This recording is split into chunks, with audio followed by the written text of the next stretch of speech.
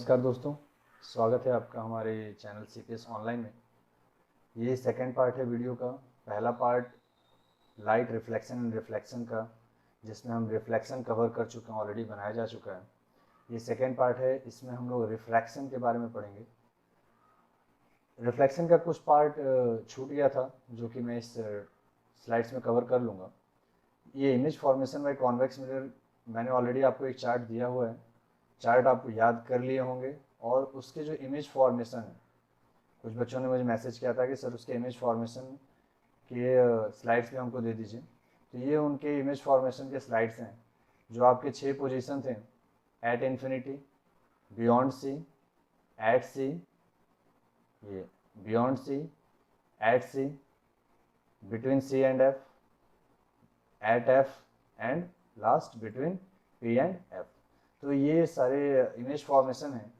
आप लोग इसे चेक भी कर सकते हैं, चार्ट से मिला भी सकते हैं। एक एक इमेज का जो नेचर है, साइज ऑफ इमेज है, वो सब आपको इसमें फिगर में मिलेगा। ठीक है, इसको आप चेक कर लीजिएगा, चार्ट के हिसाब से मिला लीजिएगा। देन आता है हमारा, ये भी चीज़ छूट गया था उसमें, उस टॉपिक में, uses of concave mirror and uses of convex mirror. These are simple examples, but direct questions कई बार बोर्ड एग्जाम्स में पूछे गए हैं, तो इसलिए इनको बता दिया जा रहा है। यूजेज ऑफ कॉन्केव मिरर क्या होता है? सी, कॉन्केव मिरर क्या करता है? फोकस करता है। क्या करता है? फोकस करता है, कन्वर्ज करता है लाइट्स को। बहुत वाइड अगर एरिया में लाइट आ रहा है तो उसको किसी पॉइंट पे कन्वर्ज करता है, राइट। तो ये सारे के सारे फिनोमिना हम किस में यूज कर सकते हैं इस कॉन्केव मिरर का? Torches, search lights, vehicle lights, okay. Shaving mirror, okay, जो हम दाढ़ी बनाने के लिए यूज करते हैं mirrors, that are also concave mirror, okay. Dentist जो यूज़ करते हैं मिरर्स को हमारे दांतों में कोई भी गड़बड़ी चेक करने के लिए, that mirror is also concave mirror, understand. इसके अलावा जो डेंटिस्ट लाइट फोकस करने के लिए भी जो उनके जो इक्विपमेंट होता है, अगर आप लोग गए होंगे डेंटल सर्जन के पास किसी, तो जो वो लाइट फोकस करने के लिए भी आपके मुंह पे या फेस पे जो फोकस करने के लिए लाइट यूज़ करते हैं, उसके पीछे भी कौन सा मिरर लगा होता है? Concave mirror, right. इसके अलावा सोलर फर्नेसेस जो होते हैं, राइट, सोलर फर्नेसेस, इनको हीट करने के लिए भी क्या? लार्ज कॉन्केव मिरर्स का यूज किया जाता है, अंडरस्टैंड। अगेन वही कंसेप्ट कि बहुत सारे वाइड एरिया में जो रेज आ रहा है उसको किसी एक पॉइंट पे कन्वर्ज करना है, ठीक है। तो एक पॉइंट पे वो पूरे एरिया में जितना हीट आ रहा होगा, जितने रेज के कारण हीट आ रहा होगा, वो किसी सेंट्रल पॉइंट पे, किसी एक पॉइंट पे हीट प्रोड्यूस करेगा, राइट। तो सोलर फर्नेसेस को हीट करने के लिए भी हम किसका यूज करते हैं? Large concave mirrors. The last is usage of convex mirror. Rear view mirror जो आपके व्हीकल्स में लगे होते हैं, जो गाड़ियों में, बाइक्स में या ऑटो वगैरह में, जो साइड में मिरर, साइड व्यू मिरर होता है जो, ओके। तो ये मिरर कौन से होते हैं? Convex mirror. Actually convex mirror का प्रॉपर्टी क्या होता है? ये वाइड एरिया को छोटे में ही कन्वर्ट करके हमको दिखा देता है। यानी कि अगर बहुत दूर से अगर लाइट्स आ रहे हैं तो उसको क्या करता है? हमको उसका वर्चुअल इमेज डिस्प्ले करता है कम एरिया में ही, राइट। तो इस प्रॉपर्टी को हम, कॉन्वेक्स मिरर की प्रॉपर्टी को हम व्हीकल्स में यूज करते हैं। तो आज हम टॉपिक आज का स्टार्ट करने जा रहे हैं, रिफ्रैक्शन ऑफ लाइट। रिफ्लेक्शन आप लोग ऑलरेडी पढ़ चुके हैं। बहुत ही मिलता जुलता ही टॉपिक है रिफ्रैक्शन। थोड़ा बहुत डिफरेंस आएगा मटेरियल्स का, वहाँ पे मिरर यूज होता था, यहाँ पे आप लेंस यूज करेंगे, ठीक है। रिफ्रैक्शन जो होता है वो किसके थ्रू होता है? ट्रांसपेरेंट मटेरियल के थ्रू होता है। जो भी मटेरियल होगा कैसा होगा? ट्रांसपेरेंट होना चाहिए। आप दीवार के थ्रू रिफ्रैक्शन नहीं करा सकते हैं, ठीक है। मिरर के थ्रू आप रिफ्लेक्शन नहीं, रिफ्रैक्शन नहीं करा सकते हैं। मिरर्स में क्या होता है? पीछे से ओपेक होता है, पॉलिश्ड होता है ना मिरर, पीछे से पॉलिशिंग होता है, जिसकी वजह से वो ओपेक हो जाता है और लाइट्स पीछे पास नहीं कर सकती हैं, जिसकी वजह से जो फिनोमिना उसमें होता है उसको क्या कहते हैं? रिफ्लेक्शन कहते हैं। रिफ्रैक्शन में क्या होता है? जिस भी मटेरियल के थ्रू लाइट जाएगा वो उस मटेरियल के थ्रू पास कर जाएगा, राइट। तो दैट इज कॉल्ड रिफ्रैक्शन। हमको पता है कि जो लाइट होता है वो स्ट्रेट लाइन में ट्रेवल करता है, राइट, स्ट्रेट लाइन में ट्रेवल करता है। बट अगर वो किसी एक मीडियम से दूसरे मीडियम में जाता है तो क्या फिर भी वो स्ट्रेट लाइन में ही ट्रेवल करता रहेगा? क्या वो पिछले मीडियम में जो पाथ फॉलो कर रहा था, ठीक है, वही पाथ फॉलो करेगा या चेंज हो जाएगा? क्या वो दूसरे मीडियम में जाने के बाद स्ट्रेट लाइन में ही जाएगा या फिर जिगजैग मोशन करता हुआ जाएगा? तो ये हम रिफ्रैक्शन ऑफ लाइट में पढ़ेंगे। रिफ्रैक्शन क्या होता है, जब कोई दो ट्रांसपेरेंट मीडिया होते हैं, राइट, कोई दो ट्रांसपेरेंट मीडिया, जैसे कि एयर ले लीजिए और दूसरा क्या ले लीजिए, ग्लास ले लीजिए।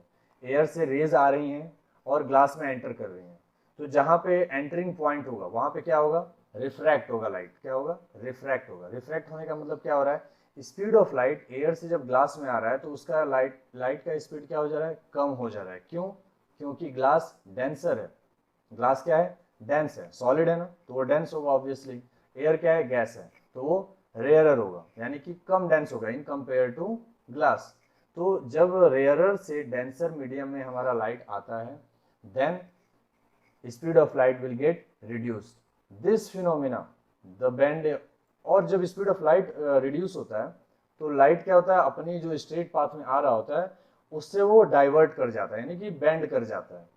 हाँ ठीक है, जब ग्लास में वो एंटर करेगा तो वो क्या करेगा, बेंड कर जाएगा नॉर्मल की तरफ। नॉर्मल क्या होता है अभी आगे हम पढ़ेंगे। तो जब वो बेंड कर जाता है मीडियम में, ग्लास मीडियम में आने के बाद, फिर वो जिगजैग मोशन नहीं, वो वापस से अपनी प्रॉपर्टी जो स्ट्रेट लाइन में पाथ करने वाली प्रॉपर्टी है लाइट की, वो उसको नहीं छोड़ेगा, वो ग्लास मीडियम में भी स्ट्रेट लाइन में जाता रहेगा, राइट। बट अपने पाथ में जो एयर में आ रहा था उस पाथ से डाइवर्ट हो जाएगा, बेंड हो जाएगा। This bending of light when it passes from one medium to another, that is called refraction of light, right। तो ये ध्यान रखना है, the bending of light when it passes from one medium to another is called refraction of light। दो media में refractive speed of light क्या होते हैं, चेंज हो जाते हैं। वो मैंने आपको समझाई दिया क्यों चेंज हो जाते हैं, बिकॉज एक क्या होता है, रेयरर मीडियम होता है और दूसरा क्या होता है, डेंसर मीडियम होता है। तो रेयरर मीडियम में स्पीड ऑफ लाइट क्या होगा, ज़्यादा होगा। डेंसर मीडियम में स्पीड ऑफ लाइट क्या होगा, कम होगा। तो जब रेयरर से डेंसर की तरफ आता है, सी जो मैं पॉइंट अभी बता रहा था, ये आप ध्यान रखिएगा इस पॉइंट को, कि जब वो when the light goes from rarer medium to denser medium, it bends towards the normal. और इसका ऑपोजिट होता है क्या, जब वो डेंसर से रेयरर में जाता है तब वो away from the normal move करता है। क्या मैं क्या कहना चाह रहा हूँ, इसमें समझते हैं। जैसे कि ये रहा एक ग्लास स्लैब, राइट, ये रहा एक ग्लास स्लैब, इसमें लाइट रे, ऊपर एयर है, बाहर जो है एरिया ये सब एयर है, और ये क्या है, ग्लास है, राइट। तो ए ओ, जो ए ओ ये पाथ जो आ रहा है, ये लाइट रे जो आ रहा है, ये जब ग्लास में यहाँ पे ओ पॉइंट पे टकरा रहा है, उससे पहले वो एयर में है, देखिए स्पीड और स्ट्रेट लाइन में आ रहा है। जैसे ही ये एंटर किया ग्लास में, देखिए इसको आना चाहिए था ऐसे, राइट, ऐसे आना चाहिए था क्योंकि वो पीछे से स्ट्रेट लाइन में आना चाहिए था, बट वो ऐसे ना आके क्या कर रहा है, देखिए नीचे की तरफ बेंड हो गया। ये देख रहे हैं, ओ बी, ओ से बी तक जो रे है वो पीछे वाला जो रे है स्ट्रेट लाइन में आना चाहिए था, बट वो क्या कर गया, बेंड कर गया। This is called refraction. तो ए ओ जो लाइट है ये क्या है, इंसिडेंट लाइट है। कौन सा लाइट है, इंसिडेंट रे, राइट। जैसे हम लोग मिरर्स में पढ़ रहे थे, जो लाइट रे इंसिडेंट आ रहा है और लेंस से मिरर पे पड़ता है तो उसको हम कहते हैं इंसिडेंट रे। अब नीचे जो लाइट रे रिफ्रैक्ट हो गया है, बेंड हो गया है, इस रे को हम क्या कहते हैं, रिफ्रैक्टेड रे। रिफ्रैक्टेड रे कौन सा हो जाएगा, ओ बी। और जो लाइट रे बाहर वापस से निकल के जा रहा है, देखिए जब ये वापस से अब ग्लास मीडियम से एयर मीडियम में आ रहा है, वापस से मीडियम चेंज हो रहा है, डेंसर टू रेयरर, तो अब क्या कर रहा है, ये वापस से अपने पाथ को छोड़ दे रहा है। देखिए इसको आना चाहिए था ऐसे, स्ट्रेट लाइन में आना चाहिए था ऐसे, बट वो देखिए ऊपर की तरफ चला गया, यहाँ से अपने ऊपर की तरफ चला गया। तो ये बीसी रे कौन सा रे कहलाता है, इमर्ज हो रहा है, ग्लास से इमर्ज हो रहा है, इसीलिए इसको कहते हैं इमर्जेंट रे। कौन सा रे, इमर्जेंट रे, राइट। तो ए ओ हमारा इंसिडेंट रे, ओ बी हमारा रिफ्रैक्टेड रे, बी सी हमारा इमर्जेंट रे। ये रहा हमारा नॉर्मल। जिस पॉइंट पे रिफ्रैक्शन फिनोमिना हो रहा है, जिस पॉइंट पे, जैसे यहाँ पे ओ पे हो रहा है और यहाँ पर बी पे हो रहा है, नीचे नीचे जब दूसरे ग्लास से एयर में आ रहा है तो वहाँ पे बी पॉइंट पे रिफ्रैक्शन हो रहा है और वहाँ पर ओ पे। तो जिस पॉइंट पे भी रिफ्रैक्शन हो रहा है वहाँ पर जब हम परपेंडिकुलर एक खींचेंगे, दैट इज कॉल्ड नॉर्मल। और सेकेंड नॉर्मल हो गया N2, राइट। तो ये दूसरा नॉर्मल हो गया। तो यहाँ पर भी रिफ्रैक्शन हो रहा है ओ पॉइंट पे भी, और दूसरा यहाँ पर भी रिफ्रैक्शन हो रहा है बी पॉइंट पे भी, राइट। दोनों जगह रिफ्रैक्शन हो रहा है। एक में रेयरर टू डेंसर आ रहा है, तो देखिए रेयरर टू डेंसर जो मैं पीछे आपको समझा रहा था नोट्स में, जब रेयरर टू डेंसर आता है लाइट तो किसकी तरफ बेंड हो जाता है, नॉर्मल की तरफ। देखिए जा रहा था इधर, बट किसकी तरफ मुड़ गया, ये रहा नॉर्मल, नॉर्मल की तरफ नीचे आ गया, राइट। नीचे की तरफ आ गया ना, तो इसलिए कह रहे हैं कि जब रेयर से डेंसर में आता है तो ये नॉर्मल की तरफ बेंड कर जाता है। वापस से जब यही लाइट रे डेंसर से रेयरर में जाता है तो देखिए अवे फ्रॉम द नॉर्मल हो जाता है। कैसे? इसको आना चाहिए था ऐसे, नीचे डॉटेड लाइन जो मैंने बना रखा है, क्योंकि लाइट रे कैसा पाथ फॉलो करता है? स्ट्रेट पाथ, तो आना चाहिए था स्ट्रेट, बट ये कैसे बेंड कर गया? ऊपर की तरफ। ये ऊपर की तरफ चला गया डेंसर से रेयरर में, तो ऊपर की तरफ चला गया, यानी कि जो नॉर्मल लाइन है आपका N2 इससे क्या हो गया? दूर चला गया, तो अवे फ्रॉम द नॉर्मल, इसीलिए कहते हैं। तो बस ये फिनोमेना आपको ये याद रखना है, बहुत ही काम आने वाला है। ये टॉपिक जो मैंने अभी समझाया आपको, ये एग्जाम में डायरेक्टली कई बार पूछा गया है, refraction through a rectangular glass slab के क्वेश्चन के नाम से।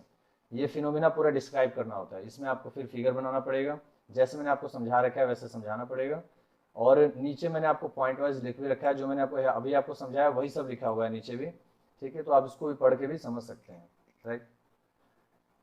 जो एंगल ऑफ इंसिडेंस होता है, एक चीज और इसमें समझ लीजिए, जो एंगल ऑफ इंसिडेंस होता है ये बराबर होता है किसके? एंगल ऑफ इमरजेंस के। ये देखिए एंगल ऑफ इंसिडेंस ये आई जो यहाँ पे दिख रहा है ना, फिर एंगल ऑफ आता है इमरजेंस एंगल ई, तो ये क्या होता है? एंगल आई और एंगल ई बराबर होते हैं। और ये देखिए रिफ्रैक्टेड और नॉर्मल के साथ, हमेशा एंगल्स को किसके साथ चेक करना है? नॉर्मल के साथ, चाहे वो मिरर हो चाहे वो लेंस हो, एंगल किसके साथ चेक करना है? नॉर्मल के साथ। रे और नॉर्मल के बीच में, रे और नॉर्मल के बीच में, नीचे भी देखिए एंगल, ये रिफ्रैक्टेड है ना रे, तो ये रिफ्रैक्टेड रे नॉर्मल के साथ जो एंगल बनाएगा इसको कहते हैं angle of refraction, angle of refraction. तो यहाँ पे वही पॉइंट जो लिखा हुआ है कि एंगल ऑफ इंसिडेंस जो होता है वो एंगल ऑफ इमरजेंस के बराबर होता है। और जब कोई लाइट नॉर्मली इंसिडेंट होता है हमारे ग्लास स्लैब पे नॉर्मली, तो वो क्या करता है? डायरेक्टली पास कर जाता है बाहर की तरफ, यानी कि जब इंसिडेंट रे, रिफ्रैक्टेड रे और इमरजेंट रे तीनों स्ट्रेट लाइन में आ जाते हैं। ऐसा क्यों होता है? क्योंकि नॉर्मल से ही रे जा रहा है, कोई डाइवर्जेंस होने के चांसेस नहीं होते हैं उसमें। जैसे कि आप लोग मिरर्स में देखे थे, जितने एंगल पे पोल पे गिर रहा था उतने एंगल पे ही रिफ्लेक्ट हो रहा था, राइट? तो सिमिलरली अगर 90 डिग्री पे अगर ये गिरेगा तो नीचे सारा 90 डिग्री पे ही नॉर्मल के साथ 90 डिग्री बना, नॉर्मल के साथ ही नीचे पूरा क्रॉस कर जाएगा।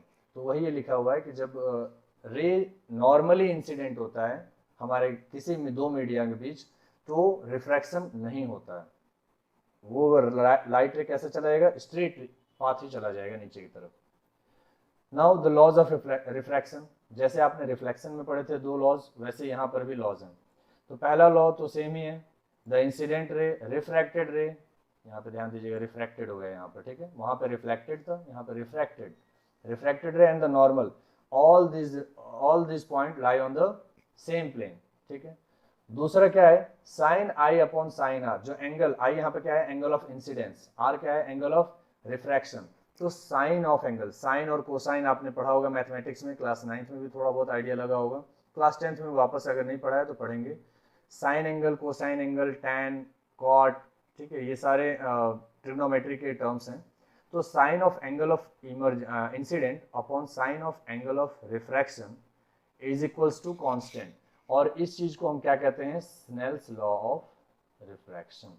ये चीज याद रखिएगा, डायरेक्ट कई बार क्वेश्चन पूछ देता है कि define Snell's law of refraction, तो कुछ नहीं होता है Snell's law of refraction, it is the ratio of sine of angle of incidence to the sine of angle of refraction and which is equals to constant. ये जो sine आई upon sine R है, यही आपका एक और term अभी आगे पढ़ने वाले हैं, उसको कहते हैं रिफ्रैक्टिव इंडेक्स। इसी का ये जो वैल्यू आता है ना साइन आई अपॉन साइन आर, यही कहलाता है रिफ्रैक्टिव इंडेक्स। अब रिफ्रैक्टिव इंडेक्स क्या होता है? रेस्पेक्टिव मीडियम में होता है, दो मीडियम होते हैं, उनके बीच में जो डेंसर और रेयरर, ऐसे आप जो चेक कर रहे हैं ना कि ये मीडियम डेंसर है, ये रेयरर है, इसको हम साइंटिफिक टर्म्स में कैसे चेक करते हैं, कैसे दिखाते हैं, रिप्रेजेंट करते हैं? In terms of refractive index. तो refractive index of second medium with respect to the first medium, इसको हम कैसे रिप्रेजेंट करते हैं? Sine I upon sine are is equals to n2 upon n1, that is equal to n21। इसको हम n21 भी लिखते हैं, ठीक है? 2 पहले है तो 2 को हम ऊपर लिख देते हैं और 1 बाद में, तो n1। तो n2 यानी कि सेकेंड मीडियम का रिफ्रैक्टिव इंडेक्स, और n1 क्या है? फर्स्ट मीडियम का रिफ्रैक्टिव इंडेक्स। तो याद रखिएगा sine I upon sine are is equals to n2 upon n1, इसका काम अभी आगे आपको समझ में आएगा, रिफ्रैक्टिव इंडेक्स, ठीक है। सबसे बेसिक डेफिनेशन जो रिफ्रैक्टिव इंडेक्स का होता है, क्या होता है कि सपोज कीजिए you have a two medium, ठीक, velocity of light in medium 1 upon velocity of light in medium 2, that is called refractive index. बस इतना ही डेफिनेशन है इसका। दो मीडियम आपके पास हैं, you have two mediums, speed of light in medium 1 upon speed of light in medium 2, बस इतना ही डेफिनेशन है आपका रिफ्रैक्टिव इंडेक्स का। अब उसको अलग अलग तरीके से एनालाइज किया जाता है, जैसे कि ये जो पहला डेफिनेशन होता है यही लिखा हुआ है, speed of light in medium 1 upon speed of light in medium 2, तो यहाँ पे इसको देखो n/1 लिखा होता है। जो ये रेशियो जो बताता है v1 अपॉन v2, ये क्या बताता है, it represents the refractive index of medium 2 with respect to medium 1। ध्यान से समझिएगा, refractive index of medium 2 with respect to medium 1, यानी कि n/1। और इसमें वेलोसिटी का रेशियो कैसे लिखा गया है, उल्टा, v1 अपॉन v2, राइट। तो जिसका भी आपको रिफ्रैक्टिव इंडेक्स पता करना है, उसका स्पीड वो कैसे किधर लिखेंगे, नीचे लिखेंगे। जिस मीडियम का आपको रिफ्रैक्टिव इंडेक्स पता करना है, उसमें जो स्पीड ऑफ लाइट है वो नीचे रहेगा, और पहले मीडियम का जो स्पीड है वो ऊपर रहेगा। बस ऐसे याद रखिएगा। एक और टर्म आता है एब्सोल्यूट रिफ्रैक्टिव इंडेक्स। कुछ नहीं होता है, एब्सोल्यूट रिफ्रैक्टिव इंडेक्स का क्या मतलब होता है, यहाँ पर मीडियम 1 जो हो जाता है वो क्या हो जाता है, वैक्यूम या एयर हो जाता है, ठीक है। सो मीडियम 1 जो हो जाता है वो क्या हो जाता है, वैक्यूम या फिर एयर हो जाता है। तो उसी चीज को जो रिफ्रैक्टिव इंडेक्स का वैल्यू आएगा रेशियो का, उसको हम लोग क्या लिख देते हैं, एब्सोल्यूट रिफ्रैक्टिव इंडेक्स। ये रहा C/V, speed of light in the air upon speed of light in medium, इसको हम लोग क्या कहते हैं, एब्सोल्यूट रिफ्रैक्टिव इंडेक्स, ठीक है। ये जो वैल्यू है C/V, ये किसका रिफ्रैक्टिव इंडेक्स बताएगा, मीडियम का, जो भी मीडियम है। जैसे एयर में तो आपका लाइट रे आ ही रहा है, इसके अलावा दूसरा मीडियम कुछ भी हो सकता है, glass, water, anything that can be, ठीक है। बस वो ट्रांसपेरेंट मीडियम होना चाहिए जिसके थ्रू लाइट पास कर जाए। सो आई होप कि रिफ्रैक्टिव इंडेक्स आपको समझ में आ गया होगा। डेफिनेशन भी आप एक बार पढ़ लीजिएगा। अभी जो आप मैं पीछे एक डायग्राम में आपको समझा रहा था, एंगल ऑफ इंसिडेंट और एंगल ऑफ इमरजेंस बराबर होता है, उसका क्वेश्चन भी कई बार पूछा गया है बोर्ड में। हालांकि कई साल से अभी इधर पूछा नहीं गया, बट पहले पूछा गया है, इसलिए मैंने सोचा आपको ये भी समझा दिया जाए। एंगल ऑफ इंसिडेंस जो है एंगल ऑफ इमरजेंस के बराबर होता है। कैसे, जैसे देखिए, ओ पॉइंट पे हम स्नेल्स लॉ लगाते हैं। ओ पॉइंट पे क्या लगाते हैं, स्नेल्स लॉ। ये ग्लास है, इसका मान लेते हैं रिफ्रैक्टिव इंडेक्स है n2, और ये हमारा एयर है, इसका रिफ्रैक्टिव इंडेक्स है n1, राइट।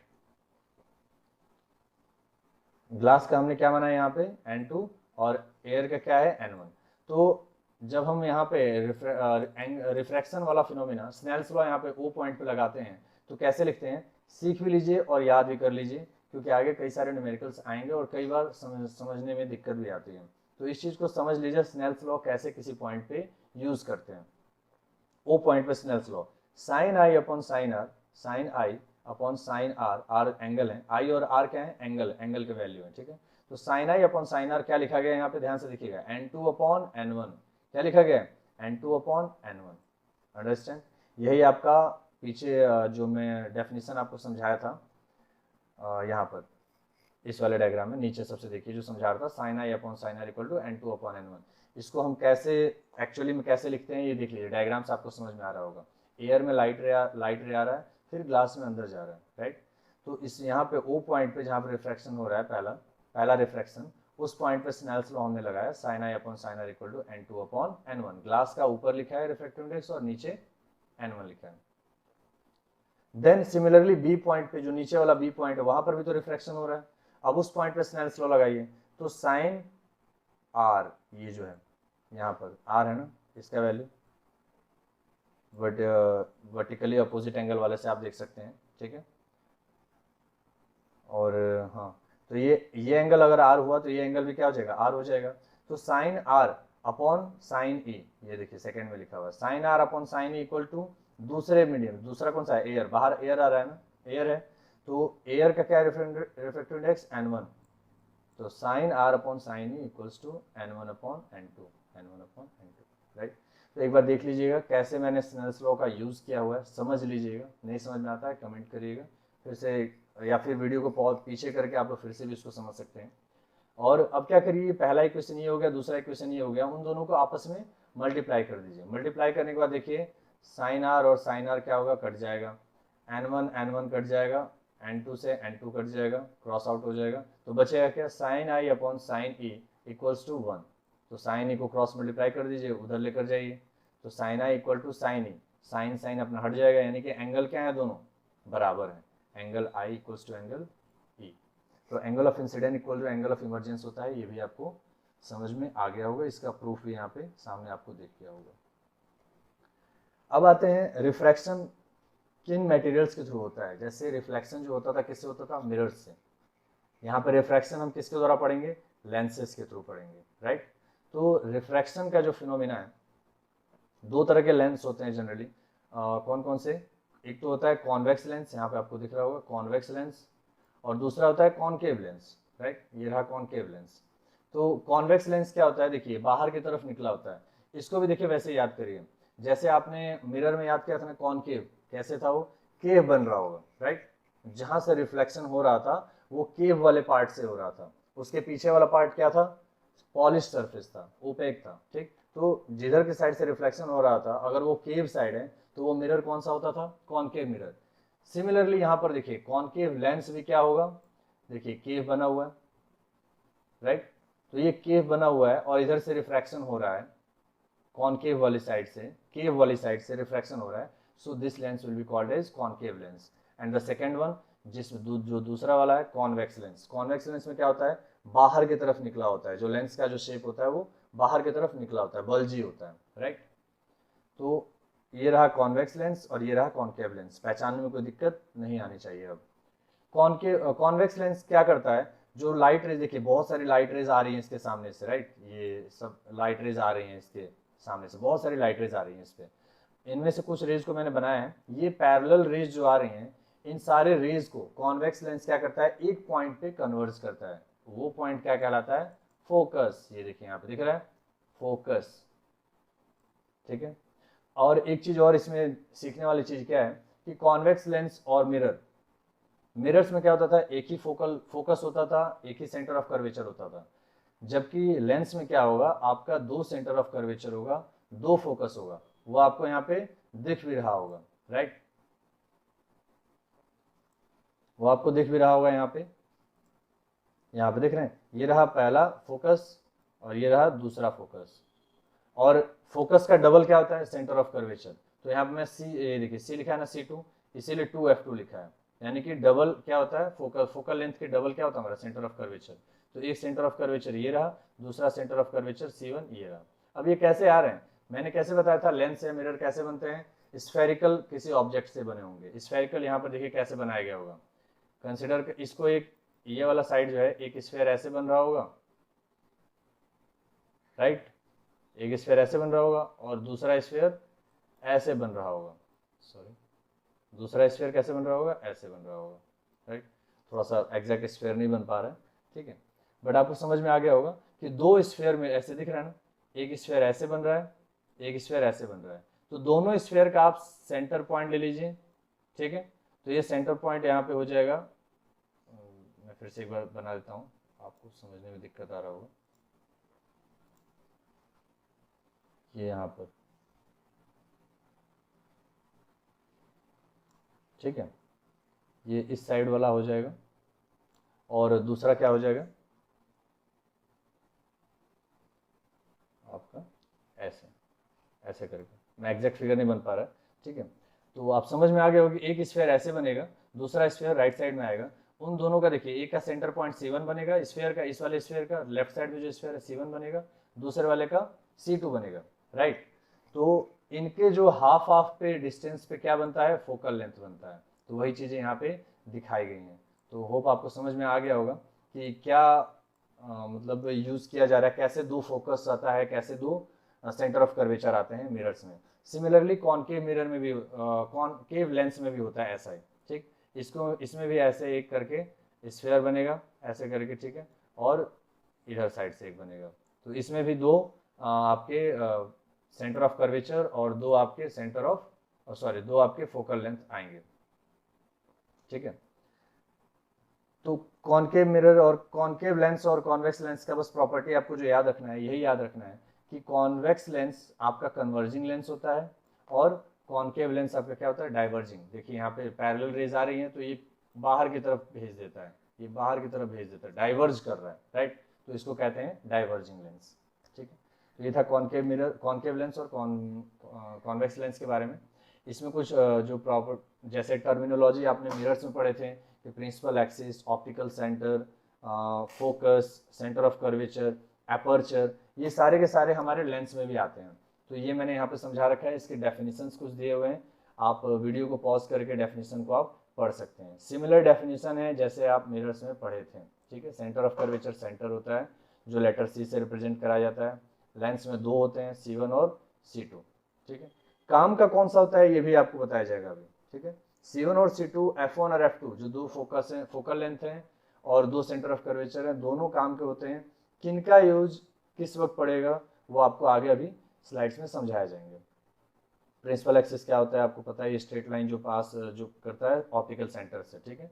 ऑप्टिकल सेंटर क्या होता है, जहाँ पे हमारा लेंस का सेंटर और प्रिंसिपल एक्सिस मिलते हैं, राइट, उसको हम ओ से रिप्रेजेंट करते हैं। एपर्चर क्या होता है कि कितना बड़ा है हमारा lens, right, top most point से बिलो पॉइंट पे कितना बड़ा वो लेंथ है, दैट इज कॉल्ड अपर्चर, ठीक है। प्रिंसिपल फोकस क्या होता है वो आपको पता ही है, फोकस क्या हो जहाँ पे पैरेलल रेज आके कन्वर्ज होती हैं, मिलती हैं, that is called principal focus, ठीक है। फोकल लेंथ क्या होता है, ऑप्टिकल सेंटर से प्रिंसिपल फोकस के बीच का distance, that is called focal length.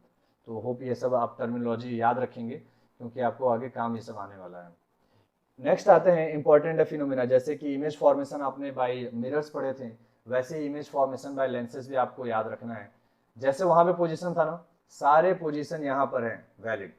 ये डायग्राम को एक बार को आप भूल जाइए, जो राइट साइड डायग्राम बने हुए हैं इसको अभी मत देखिए। तो ये चार्ट जो है, ये राइट साइड वाला डायग्राम, इसको अभी मत देखिए। तो राइट इसके लेफ्ट में जितना भी है ये सब, ये सारा का सारा जो चार्ट है ये सिमिलर आपको दिखेगा कॉनकेव मिरर का। किसका, कॉनकेव मिरर का, जो मिरर में हम लोग पढ़े थे, सेम चार्ट है, ठीक है ना। बस इसमें इमेज फॉर्मेशन करने का तरीका अलग हो जाएगा। इमेज फॉर्मेशन करने का तरीका कैसे अलग हो जाएगा, इसमें जो इमेज रेज हैं उसमें रिफ्लेक्ट होकर पीछे आ जाती थी तो पीछे की तरफ इमेज बनता था। इसमें क्या है, रेज ट्रांसपेरेंट है लेंस, तो रेज क्या आगे की तरफ चली जाएंगी, तो रेज आगे जाएंगे। जैसे पैरेलल रेज जाके आगे कहाँ मिले, कहाँ से पास होगा, फोकस से, देखिए तो पैरेलल रेज यहाँ से गया और आगे देखिए F2 से पास होके चला गया, एक रे, पहला रे। दूसरा रे वहां पर क्या आपने पढ़ा था कि जितने एंगल पे centre of principal point optical centre पे जितने एंगल पे गिरता था उतने एंगल पे रिफ्लेक्ट हो जाता था। तो यहाँ पे रिफ्लेक्ट तो होगा नहीं, पास हो जाएगा। तो इसमें जब ऑप्टिकल सेंटर पे लाइट रे पड़ता है तो कोई डाइवर्जेंस नहीं होगा, कोई बेंडिंग नहीं होगा लाइट रे में, वो सीधे सीधे पास कर जाएगा। और देखिए जहाँ पे जाके ये दोनों रे कोइंसाइड करती हैं, मिलती हैं, वहीं पे हमारा इमेज बन रहा है। ए बी हमारा ऑब्जेक्ट है और ए डैश बी डैश हमारा इमेज है, राइट। तो यही सारे पॉइंट्स हैं। इसमें भी आपके जो 6 पॉइंट्स हैं वो आपको याद रखने हैं। यहाँ पे आपको 5 डायग्राम में दिख रहा है। एक आपको कौन सा नहीं बना है यहाँ पर, एट इन्फिनिटी जब ऑब्जेक्ट होता है तब क्या होता है। एट इन्फिनिटी जब ऑब्जेक्ट होता है तो कौन सा केस होता है, फोकस वाला, ये वाला जो केस है, ठीक है। ये देखिए जब फोकस पे हमारा ऑब्जेक्ट होता है तो हमारा इमेज बनता है इन्फिनिटी पे। सिमिलरली इसका उल्टा होता है, क्या, जब इन्फिनिटी पे ऑब्जेक्ट रहेगा तो हमारा इमेज कहाँ बनेगा, फोकस पे, राइट। और देखिए सारे के सारे पोजीशन वही हैं, बियॉन्ड सी, ये 2F1 मतलब क्या है, सी है, ठीक है। तो बियॉन्ड सी क्या है, एट सी, ठीक है, 2F1 यानी कि C1, फिर बिटवीन सी एंड एफ, फिर एट एफ, फिर एट इन्फिनिटी, और बिटवीन लेंस एंड एफ, ये आपका स्पेशल केस है, आपको याद रखना है। बाकी सभी में आपका रियल इमेज बनता है, रियल और इन्वर्टेड, जैसे कॉनकेव मिरर में आपका बनता था, चेक करिए सारे में रियल और इन्वर्टेड इमेज, सभी में। बस लास्ट वाले केस में ये स्पेशल केस है, आपको याद रखना है कि जब ऑब्जेक्ट ऑप्टिकल सेंटर और फोकस के बीच में रखा जाता है, देखिए ए बी लास्ट वाले में मिला ये, ठीक है। तो इसका इमेज कहाँ बनता है, जस्ट ऑब्जेक्ट के पीछे, ये वर्चुअल इमेज होता है, आगे की तरफ नहीं बनता है क्योंकि आगे कहीं रेज कट नहीं करते हैं। मगर जब उन्हीं रेज को पीछे हम मिलाते हैं, ऐसे एक्सटेंड करते हैं, तो वो पीछे की तरफ आके मिलते हैं, यानी कि वो वर्चुअल इमेज है, ठीक है। तो ये सब आप चार्ट याद रखिएगा, पोजीशन कहाँ है ऑब्जेक्ट का, इमेज का पोजीशन कहाँ है, एकदम इजी है। ठीक है, आपको 3 ही याद रखना है। कौन कौन सा? एक तो बियॉन्ड सी, एट सी और between F and two F. ठीक, और फोकस और इन्फिनिटी वाला तो आपको याद ही हो गया रिलेशन। तो ये 3 आपको याद रखना है। बाकी तीसरा, बाकी जो और बनेंगे इसके केस ये ठीक इसके उल्टे ही हैं। जैसे अगर बियॉन्ड टू एफ वन है, बियॉन्ड सी है, तो कहाँ बनता है? F two and two F two. ये देखिए इमेज। ठीक है, और ऐसे ही नीचे ही सारे आपके बने हुए हैं डायग्राम्स। डायग्राम्स बनाने का प्रैक्टिस कर लीजिएगा बहुत अच्छे से। एग्जाम में डायरेक्ट 5 नंबर के बोर्ड में कई बार पूछा गया है कि draw all the possible image formation by a convex lens. Direct exams में ये क्वेश्चन पूछे गए हैं। तो ये इमेज बनाने का प्रैक्टिस आप लोग कर लीजिएगा। कम से कम फोटो, ये स्क्रीनशॉट ले लीजिए इसका और सामने रख के कम से कम 20 से 50 बार इसका प्रैक्टिस कर लीजिएगा ताकि आपको याद हो जाए अच्छे से। सिमिलरली आता है कॉन्केव लेंस। जैसे वहां पे कॉन्वेक्स मिरर में 2 ही बस पोजीशन पॉसिबल था कि या तो ऑब्जेक्ट इन्फिनिटी पे होता था या मिरर से फाइनाइट डिस्टेंस पे होता था, तो वैसे ही यहाँ पर भी है कॉन्केव लेंस में भी, या तो ऑब्जेक्ट इन्फिनिटी पे होगा या फिर फाइनाइट डिस्टेंस पे होगा लेंस से। तो अगर इन्फिनिटी पे होगा ऑब्जेक्ट तो इमेज कहाँ बनता है? फोकस पे, वो भी देखिए वर्चुअल। कॉन्वेक्स लेंस में याद करिए, कॉन्वेक्स मिरर में याद करिए, सारे इमेज जो बनते थे वो वर्चुअल बनते थे, राइट? Virtual and erect. इसमें भी देखिए सारे के सारे क्या बनेंगे? वर्चुअल एंड इरेक्ट बनेंगे। और दूसरा, अगर फाइनाइट डिस्टेंस पे होगा लेंस से ऑब्जेक्ट, ये रहा ए बी। अगर फाइनाइट डिस्टेंस पे है मिरर लेंस से तो हमारा जो इमेज बनता था ए डैश बी डैश वो वर्चुअल एंड इरेक्ट। देखिए यहाँ बन रहा है, राइट? यहाँ बन रहा है। तो याद रखिएगा हमेशा जो कॉन्केव लेंस होता है वो हमेशा वर्चुअल, इरेक्ट और डिमिनिश्ड इमेज बनाता है। हमेशा ऑब्जेक्ट से इमेज का जो साइज होगा वो छोटा ही रहेगा। ठीक है, कॉन्केव लेंस की ये प्रॉपर्टी है। साइन कन्वेंशन पे आते हैं। साइन कन्वेंशन आपको मिरर्स में समझा रखा है, क्यों जरूरी है? To solve numerical, to solve numerical, क्योंकि वहां पे मिरर फॉर्मूला होता था, यहाँ पर देखिए लेंस फॉर्मूला है। लेंस फॉर्मूला क्या होता है? 1/v minus 1/u is equals to 1/f। ये आपका लेंस फॉर्मूला। वहां पर क्या होता था? 1/v plus 1/u। वहां पे प्लस होता था मिरर में और यहाँ पर माइनस है, तो ये याद रखिएगा, इक्वल्स टू 1/f। तो इसमें v, u और f क्या होता था? v होता था हमारा distance of image from the lens, distance u क्या होता था? Distance of object from the lens, और f क्या होता था? Focal length of lens. ठीक है, तो इन न्यूमेरिकल्स में भी, इस फॉर्मूले में भी v, u और f का जो वैल्यू होता है ये विद साइन हम लोग पुट करते हैं। ठीक है, विद साइन यानी कि प्लस होगा नंबर के आगे या माइनस होगा, और वो हम कैसे चेक करते हैं? साइन कन्वेंशन से चेक करते हैं। तो साइन कन्वेंशन बताने का मैंने आपको तरीका पहले ही बता रखा है, आप थ्योरी भी पढ़ सकते हैं अगर एग्जाम पर्पज ऑफ व्यू से, और इसमें फिगर्स आपको मैं समझाता हूँ। जैसे आप मिरर में याद रखे थे कि जिस साइड ऑब्जेक्ट है, ठीक है, मिरर या लेंस के दोनों में सेम साइन कन्वेंशन यूज आएगा। कैसे? देखिए, जिस साइड मिरर, जिस साइड ऑब्जेक्ट है, किसके कंपैरिजन में? मिरर या फिर लेंस के कंपैरिजन में जिस साइड भी ऑब्जेक्ट है उस साइड जितनी भी क्वांटिटीज आएंगी, जितने यानी कि तीनों क्वांटिटी v, u और f, इन तीनों क्वांटिटी में से जितने भी ऑब्जेक्ट की साइड इमेज आएंगी, क्वांटिटी आएंगी, वो सारी क्वांटिटी क्या होंगी? नेगेटिव होंगी। क्या होंगी? नेगेटिव होंगी। और ठीक उसके अपोजिट, ठीक उसके अपोजिट, यानी कि मान लीजिए यहाँ पर इस फिगर में ऑब्जेक्ट हमारा लेफ्ट साइड में है ना, ये रहा ऑब्जेक्ट लेफ्ट साइड में है दोनों में। ठीक है, तो लेफ्ट साइड में जितने भी क्वांटिटीज आएंगी हमारी जो हमको कंसीडर करना है वो क्या होंगे? नेगेटिव। और राइट साइड में लेंस या मिरर के जो भी क्वांटिटीज आती हैं वो हम पॉजिटिव कंसीडर करते हैं। इसमें f1 लेना है फोकल लेंथ की f2 लेना है? क्या फोकल लेंथ f1 और f2 अलग अलग भी हो सकते हैं? हाँ, बिल्कुल अलग अलग हो सकते हैं, बट क्लास 10th के लेवल पे आपको अलग अलग नहीं मिलेगा। f1 और f2 का वैल्यू सेम रहेगा। मैटर कहाँ कर जाएगा कि f1 का अगर वैल्यू ये आप ले लेंगे, जैसे ये वाला ले लेंगे लेफ्ट साइड ऑब्जेक्ट की साइड, तो ये नेगेटिव वैल्यू हो जाएगा, और अगर f2 ले लेंगे तो ये पॉजिटिव वैल्यू हो जाएगा। तो आखिर कौन सा वाला वैल्यू लेंगे हम? जो फोकल लेंथ का वैल्यू हम लेते हैं वो कौन सा लेते हैं? जिधर साइड हमारा इमेज बनता है, जिधर साइड हमारा इमेज बनता है। अच्छे से इस बात को सुन लीजिएगा, ठीक है? u का साइन तो हमेशा नेगेटिव रहता है, चाहे वो मिरर हो चाहे वो लेंस हो। v का साइन ए के मतलब केस के हिसाब से डिपेंड करता है आपको, depending on the position of object उसका इमेज कहाँ बनेगा। अगर आपको माइंड में याद है वो चार्ट, तो आपको समझ में आ जाए कि इमेज अच्छा राइट साइड ही बनता है। तो अगर राइट साइड बनेगा इस केस में, अगर राइट साइड बनता है तो हमारा v का साइन क्या हो जाएगा, पॉजिटिव हो जाएगा, राइट। और अगर लेफ्ट साइड बनता है तो हमारा v का साइन नेगेटिव हो जाएगा।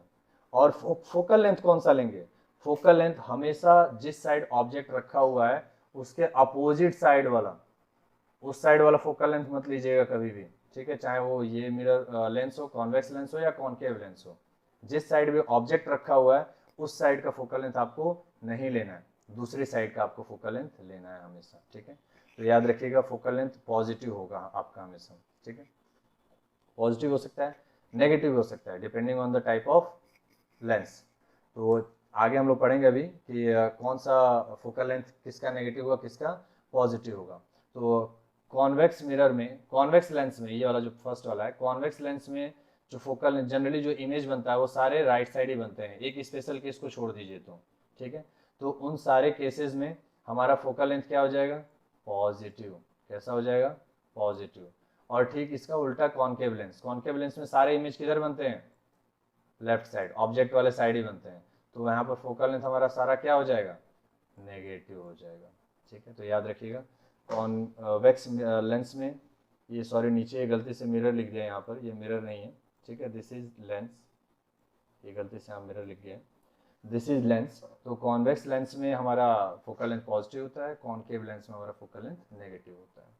ये होता है हमारा लेंस फॉर्मूला, मैंने आपको समझा ही दिया है कि कैसे हमारा क्या होता है v, क्या होता है u, क्या होता है f। ये न्यूमेरिकल आपको सॉल्व कराए जाएंगे। जो इस चैप्टर के जितने भी न्यूमेरिकल क्वेश्चन हैं, एक अलग से जो भी बोर्ड में क्वेश्चन आ रखे हैं या बोर्ड के एग्जाम से पर्पज से वो इम्पॉर्टेंट है, वो एक अलग सा इसके बाद वीडियो बनाऊंगा, उसमें सारे वो क्वेश्चंस आपको डिस्कस करूंगा, ठीक है। सारे क्वेश्चन उसमें डिस्कस किए जाएंगे, कैसे न्यूमेरिकल सॉल्व किया जाता है। इसमें भी एक टर्मिनोलॉजी होता है मैग्निफिकेशन, और सेम इसमें भी वही चीज डेफिनेशन आएगा। ये हमें बताता है कि हाइट ऑफ इमेज ऑब्जेक्ट के रेस्पेक्ट में कितना होगा, ठीक है। Height of image ratio upon height of object, इसका जो रेशियो होता है वो क्या होता है, मैग्निफिकेशन कहलाता है। अंतर कहाँ है, देखिए मैग्निफिकेशन का जो फॉर्मूला है लेंस में प्लस वी अपॉन यू है, और मिरर में क्या होता था, माइनस वी अपॉन यू। तो ये चीज याद रखिएगा, डिफरेंस, ठीक है। एक और चैप्टर आता है, एक टॉपिक आता है इसमें, लेंस। लेंस जनरली कहाँ आप लोग देखें यूज करते हुए, आपके स्पेक्स में, स्पेक्स हैं चश्मे में आपके, ठीक है, राइट। और चश्मे में आप लोग क्या जनरली सुनते हैं वर्ड, पावर। पावर क्या है तुम्हारे चश्मे का, ठीक है। वो पावर कैसे निकालते हैं लेंस का, उसका फॉर्मूला होता है P is equals to 1/f, 1/, focal length. तो जो आपकी जब आप जाते हैं दुकानों पे आप देखते हैं आपसे दूरी चेक कराई जाती है, राइट। जो कि वो क्या करता है, जो दुकानदार होता है अलग अलग डिस्टेंस पे, छोटे छोटे डिस्टेंस पे तो नहीं, वो क्या करता है अलग अलग साइज का इमेज आपको दिखाता है, फिर वो चेक करता है कि आप पूछता है आपको सही दिख रहा है कि नहीं दिख रहा है, ठीक है, क्लियरली दिख रहा है कि नहीं दिख रहा है। तो जिस डिस्टेंस पे आपको लगता है कि नहीं ये क्लियर नहीं दिख रहा है, वो आपका डिस्टेंस, वो साइज आपका एक करेस्पॉन्डिंग फोकल लेंथ को रिप्रेजेंट करता है, डिनोट करता है। तो पावर आपका उससे कैलकुलेट हो जाता है। 1/, फोकल लेंथ जब हम कर देते हैं तो हमारा क्या आ जाता है, पावर आ जाता है। याद रखिएगा फोकल लेंथ का जो वैल्यू इसमें रखते हैं हम लोग, किस में रखते हैं, मीटर्स में रखते हैं, हमेशा याद रखिएगा। किस में रखते हैं, मीटर्स में। अगर आपके क्वेश्चन में फोकल लेंथ सेंटीमीटर्स में दिया है या मिलीमीटर्स में दिया है, उसको आप कन्वर्ट करिएगा किस में, मीटर में, तब जाके इस पावर निकालने के लिए आप इस फॉर्मूले में रखिएगा 1/, फोकल लेंथ में, तो आपका एग्जैक्ट आंसर आएगा डायोप्टर में। पावर का यूनिट क्या होता है, डायोप्टर। जो आपके चश्मे में +1D, +2D, -2D, D का मतलब क्या होता है, डायोप्टर, वो यूनिट होता है पावर ऑफ लेंस का, ठीक है। Power of a convex lens is always positive, हमेशा क्या होगा, पॉजिटिव। आप मैथमेटिकली भी इसको याद रख सकते हैं, कैसे, अभी मैंने पीछे बताया ना आपको कि कॉन्वेक्स लेंस में हमारा फोकल लेंथ क्या होता है, पॉजिटिव होता है, यहाँ पे बना रखा है कॉन्वेक्स लेंस में फोकल लेंथ पॉजिटिव। तो देखिए जब यहाँ पे फोकल लेंथ पॉजिटिव होगा हमेशा पावर के फॉर्मूले में, तो हमेशा पावर कैसा आएगा, वैल्यू पॉजिटिव आएगा। तो इसीलिए हमने क्या यहाँ पे लिखा हुआ है, power of a convex lens is always positive और power of concave lens is always negative, क्योंकि उसका फोकल लेंथ क्या होता है, हमेशा नेगेटिव होता है, ठीक है। कई बार ये डेफिनेशन पूछा गया है, डिफाइन वन डायोप्टर। तो वन डायोप्टर का डेफिनेशन क्या होता है, it is the power of a lens whose focal length is 1 metre, simple definition है, राइट। तो ये आपका चैप्टर था यहाँ पे, रिफ्लेक्शन एंड रिफ्रैक्शन। और होप कि आपको सारे टॉपिक्स क्लियर हो गए होंगे। बोर्ड के एग्ज़ाम के पर्पज़ से जितने भी इंपॉर्टेंट क्वेश्चन हैं, चाहे वो न्यूमेरिकल हो चाहे वो थ्योरेटिकल हो, अगला एक वीडियो बनाया जाएगा जिसमें सारे क्वेश्चन को डिस्कस किए जाएंगे, ठीक है, ताकि आपको बोर्ड एग्जाम से पहले वो प्रिपरेशन करने में आसानी हो। कोई भी किसी भी तरह के टॉपिक में अगर आपको डाउट आता है, आप प्लीज़ कमेंट करके बताएं, या स्कूल के व्हाट्सएप नंबर पे भी आप मैसेज कर सकते हैं। Thank you.